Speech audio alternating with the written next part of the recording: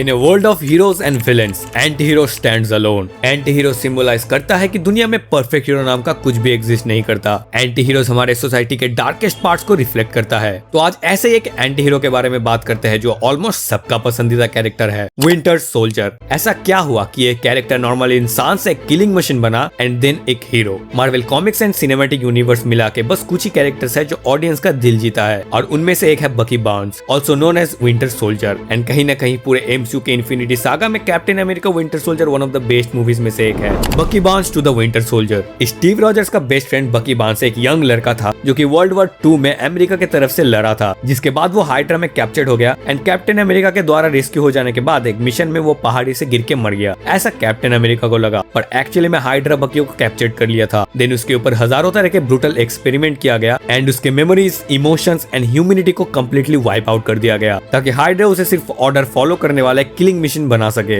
And वो हुआ भी।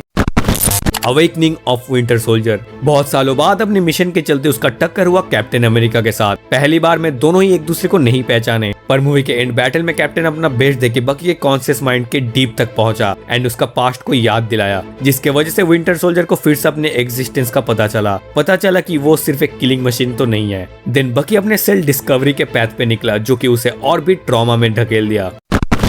Confronting the deep trauma. बकी बार्न्स को सब पता चलने के बाद अपने किए गए क्राइम को ठीक करने के रास्ते पे निकला, अपने गुनाहों को कबूल किया एंड पनिशमेंट के लिए तैयार हुआ। पर पनिशमेंट के जगह उसके ऊपर फिर से जीमो का द्वारा कंट्रोल लिया गया एंड एवेंजर्स पे हमला करवा दिया गया, जिसके वजह से एवेंजर्स के बीच में सिविल वॉर हुआ। बकी के विंटर सोल्जर वाले फेज में उसने हजारों क्राइम किया एंड हमें पता चला टोनी के पेरेंट्स का डेथ का जिम्मेदार भी बकी था।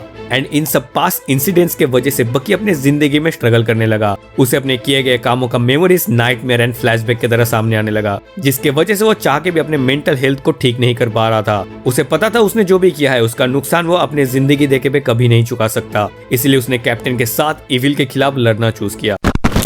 Seeking redemption. बकी ने अपने स्किल्स एंड एबिलिटीज को फिर से एक बार मारने के लिए उठाया, पर इस बार इनोसेंट्स के ऊपर नहीं, इनोसेंट्स के लिए। वो प्रोटेक्टर का रास्ता चुन लिया, पर उसे डर था कि वो फिर से उस दरिंदे में बदल ना जाए जिससे वो अब तक डरता रहा। इसलिए वकांडा में ट्रीटमेंट होने के बाद वो कंप्लीटली सारे माइंड प्रॉब्लम से ठीक हो गया एंड फिर वो अपने आप को माफ किया आने वाले ग्रेट रिडेम्पशन एंड फ्यूचर के लिए। बकी का अपने दोस्तों के लिए लॉयल्टी एंड सही करने का कमिटमेंट उसे एक ट्रू हीरो का दर्जा दिया। विंटर सोल्जर के बारे में आपका क्या ओपिनियन है कमेंट पे बताओ, और वीडियो अच्छा लगे तो लाइक एंड सब्सक्राइब भी कर देना।